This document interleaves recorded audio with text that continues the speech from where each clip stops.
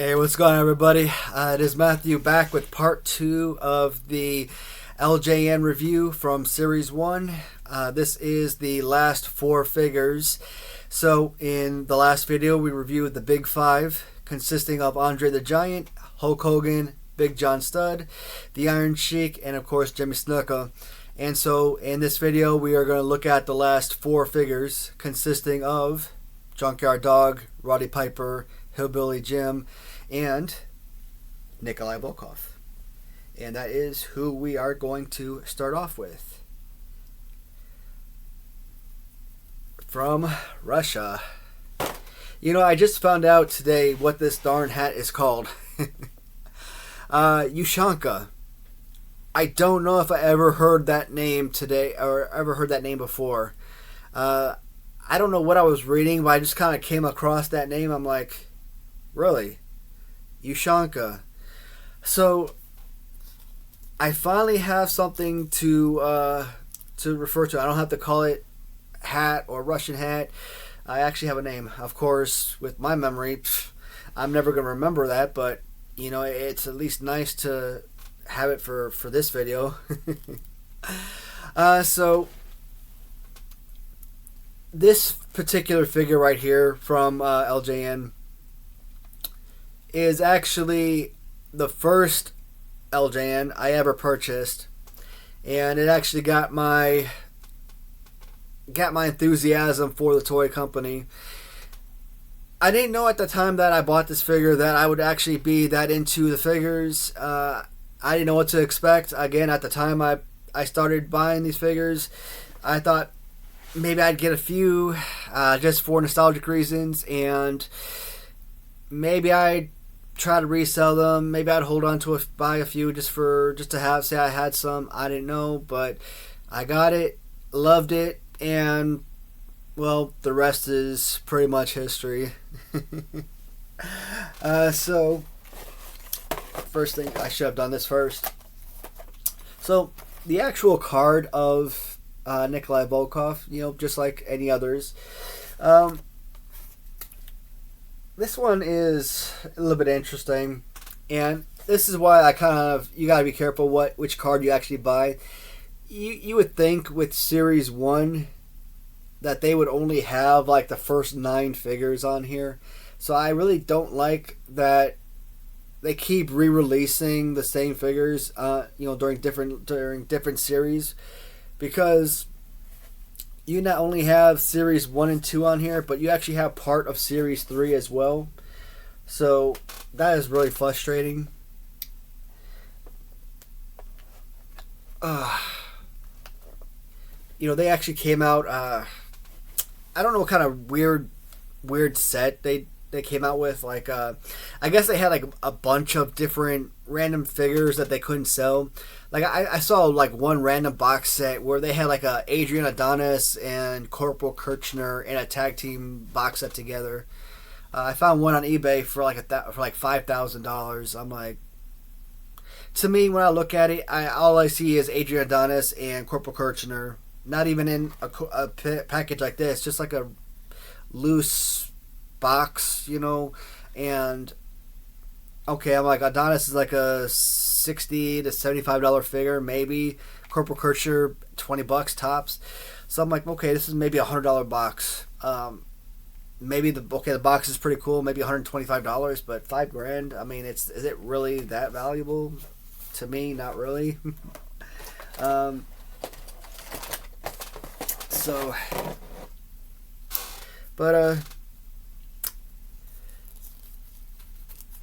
what I like about this, you know, the height of the Cold War between the USSR and, of course, the U.S. So, you know, huge, just an actual huge heel at the time. And, you know, him with Iran and Russia tagging, you know, having Nikolai Volkoff and the Iron Sheik as, you know, as tag teams, that was, I think that would have made an awesome pairing. I think that was a brilliant concept for the WWF at the time. And of course, I love figures that come with accessories, so The only bad thing about this particular figure is his arms are a little bit, too thin and too far inward, like Billy Jack Haynes. Beautiful figure, one of the greatest figures from the LJN line, but he has the same issue. His arms a little bit too far in and a little bit too thin. So, but again, Nikolai Volkoff, a top 15 figure from the LJN line. Absolutely love this one. Another issue I find problems with is the arch or the little hunchback. Is that really that much of a issue? On this figure, maybe not so much. But because this is a very customizable figure, a lot of people take this figure and they create different characters. A lot of times I've seen people actually shave down that back, so it's not really noticeable, but not always. So that kind of takes away from the custom or takes away from the new character they're kind of create. But either way, Nikolai Volkoff, beautiful figure, love it. He is the 6th member of Series 1. Now, one of the worst figures ever made. Sorry, Roddy. The Hot Rod, Roddy Piper. So, you would think a figure that comes with an accessory that I would absolutely love. And it's a character that I grew up watching, a character to this day that is still one of my all-time favorites. Absolutely love Roddy Piper. But the figure itself, the actual fighting pose, is just not good at all. And this is one of those things I was telling you about. So, when you look at like the Nikolai Volkoff, for example, they re-released that card because you could tell based on, the characters in the back that it was after Series 3 or sometime during Series 3. So this has all of Series 1, of course, but there's also a few Series 2 characters in there. So not only was this released during Series 1, but they also have a Series 2 when this figure was released. What I'm wondering, because I don't claim to be an expert for LJN or anything like that, so my question is, and maybe those who are watching can answer this, because the last 4 figures from Series 1 weren't actually released, obviously, on the original 5-back, maybe they had already created Series 2, which only consists of 6 characters, at the time that they created these figures, the last 4 figures, and they just released them on Series 1. So they already knew who was coming, and that's why they released, these 4 for Series 1. I don't know. So interesting thing with Roddy Piper, he does have a couple different variants. Sometimes you'll find like the blood red, light red boots. Sometimes you'll find like a darker red or kind of like a brownish pair of boots variant. Are they actual variants? Some people feel like they are. Others kind of feel like they're just different paint used from different manufacturers.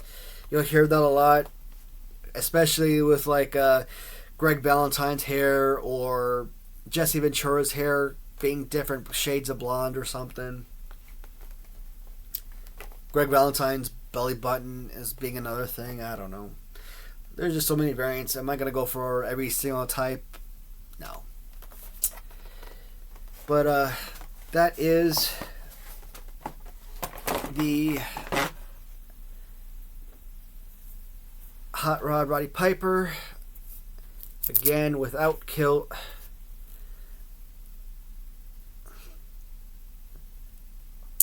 I mean, unlike Jimmy Snuka or Iron Sheik, this one isn't quite as bad. He's still on my list of top 10 worst LJNs, no doubt. But, I mean, at least he's still a little bit better. I mean, the arm out, he does have a perfect clothesline. He can still throw a punch. He can still give you like a DDT or something. And he could, drop an elbow. I guess he could like, kind of get you in like, kind of throw you over like that. I don't know. It's not the worst fighting pose you'll ever find. Roddy Piper tried to do a choke slam on me. Stupid. But I mean, it's just not my favorite pose. Obviously, man. Obviously, I prefer to have something a little bit better, especially for such an iconic wrestler. One of my all-time favorites. I just preferred. I just expect more, I guess. Roddy Piper. So, this one does not get the sort of love that he deserves. And it's Hillbilly Jim. I do not remember Hillbilly Jim from childhood at all. But I went back a few months ago and I was watching a YouTube video. And it's, I guess it's one of those Saturday main event type episodes. And they're sitting around a table, Bobby Heenan, Mr. Perfect, Hillbilly Jim, and Vince McMahon.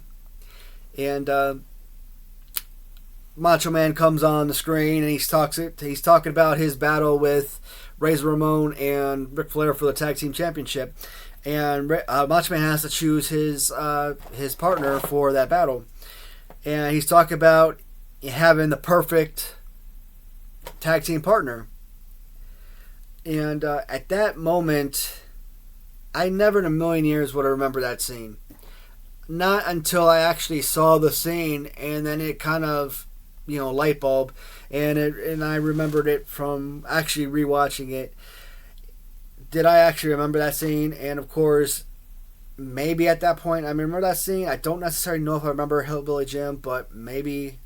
So I don't know if I remember Hillbilly Jim wrestling, but I kind of remember that scene, so maybe I'd have to. But anyways, Hillbilly Jim, he does have a good figure. I really like this.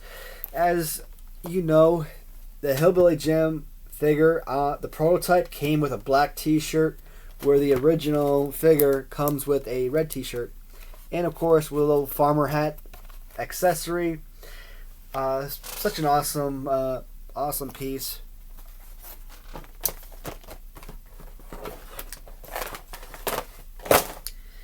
Maybe because he wasn't like a major superstar in the WWF. He wasn't like your Macho Man or Warrior Hogan type of character. He's not like your Rick Rude or, I don't know, who's another super crazy megastar that everyone loves or loves to hate, like a Ric Flair. I'm hearing that a lot of people not only didn't really like him or didn't know how to use him, but to me, I think this is a fantastic figure. In fact, I think that the Hillbilly Jim is probably, I haven't completed my list yet, but right now, if I had to guess, I would probably put him on the top 30 of the all-time greatest LJN figures. If not top 30, maybe top 35. He is a really great figure. Obviously, once you get out of the first 20, 25 figures, it really becomes difficult to really choose because a lot of figures have very similar poses.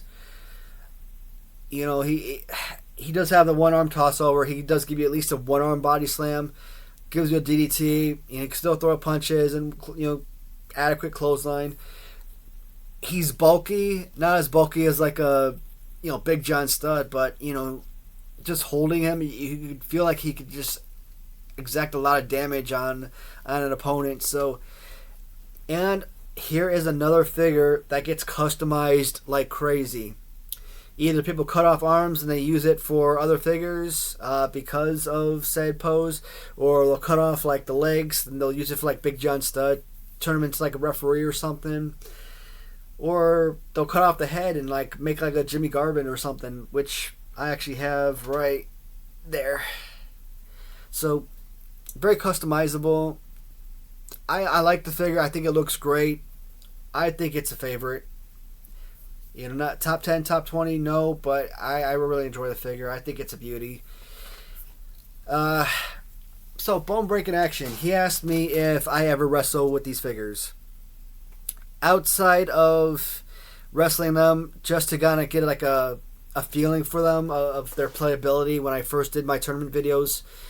I haven't really wrestled them, not really.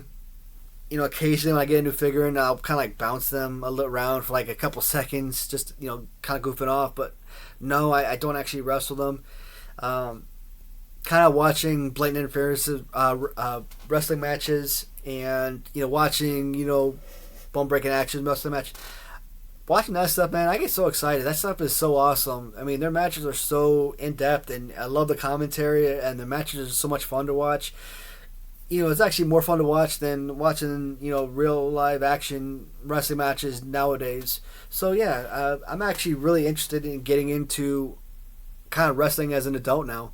But I've said it before, wrestling these guys now as an adult compared to how you would wrestle them as a kid, it's not the same. You wouldn't wrestle them the same way, and I just didn't get as much enjoyment out of it when I was doing it. So, but I think if I were to actually wrestle these guys, like kind of goof off, have some fun, oddly enough, I wouldn't make like Hulk Hogan or Ultimate Warrior, those guys, my champion. Like, I would make guys like Hillbilly Jim my WWF champion. Outback Jack would be like my champion. You know, occasionally like King Kong Bundy would take over as champion, or maybe like Outback Jack or Hillbilly Jim would win it back, and maybe King Kong or Big John Studd would win the championship. So you would, or maybe Corporal Kirchner and, I don't know, SD Jones would be like tag team champions or something. I don't know. I'm just trying to kind of think of like tag teams I would put together, like weird combinations of, you know, people that you wouldn't suspect of being like everyday hardcore champions type of deal. You know, that just, to me, it just makes it things more interesting. But enough of that, I guess. I don't know if I'd make videos of that. Probably not. If I did do that, it would just kind of be like me not goofing off by myself. But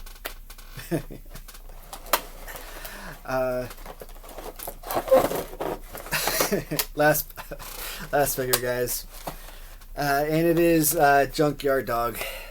What I love about this figure, it's the red chain. The red chain is actually one of the more valuable accessories. As you guys know, Junkyard Dog did come with 3 different variants with the chain. And see, this is weird. Like this one, an 8-back. I hate that so many of these cards change like numbers like that. Who is missing on this one? Alright, so you got your key 5 here. Alright, so Nikolai Volkoff is missing from this card back.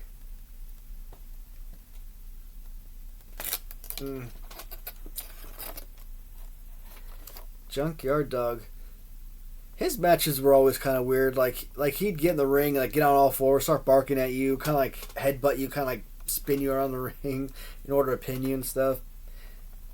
Get in the ring, start dancing. I'm like, nah. So Junkyard Dog. I couldn't open this myself, so I just kind of like draped it around his arm. So one of the variants consisted of a black chain. I don't know if this was an actual black chain or if somebody just spray painted this one. Either way, I'm calling it the black chain variant. I'm okay with it. Either way. Black chain variant for Junkyard Dog. He obviously comes with the red chain, and I think I paid like $125 or $150 for this, and that's just because it was a red chain. And because what sucked about this is I probably had like 30,000 freaking Junkyard Dogs on hand, and having to pay all that money for a Junkyard Dog when I already had a ton of them, and all I wanted was the chain. But you know, it's another figure to add to the collection. And now I got like 3 stand-up figures in my little display case over there. My little shelf just for that one chain. And the most common is the silver chain. Yeah, this chain actually looks a lot longer than the others. So Junkyard Dog, I have him on my top 20 list of all-time favorite figures. So he actually has one of the best fighting poses of the figures, with the arms spread out, good body slam pose, punching, clothesline, he does it all. And his legs are spread far apart to the point where he could be body slammed himself. I don't know, he's kind of like holding it, it's kind of a weird figure. Like, he's got an amazing pose for play, yet for whatever reason, holding him and wrestling, he's just not, I don't know, he's just not a fun figure to wrestle with. I don't know why. I mean, it's not about like not knowing what to do with him. I just can't explain it. It's just a funky pose. Like, maybe it's because he's slightly bent over or something. I don't know. It's a good figure. It has everything I'm looking for in a pose, yet it's just not enjoyable 100%. Anyways, but Junkyard Dog. What time are we at right now? Alright, so obviously with one less figure, we came in a few minutes shorter than the last video, which is good. Yeah, I'm going to stay down here. I'm going to try and make at least one more video. I know I said 4 videos at least, but I'm going to probably stop after one more video. Knock out the 6 figures from Series 2 and have those posted hopefully in the next few days. Or all these videos posted over the next few days. Alright, thank you for watching, everyone, and I will talk to you later. Goodbye for now.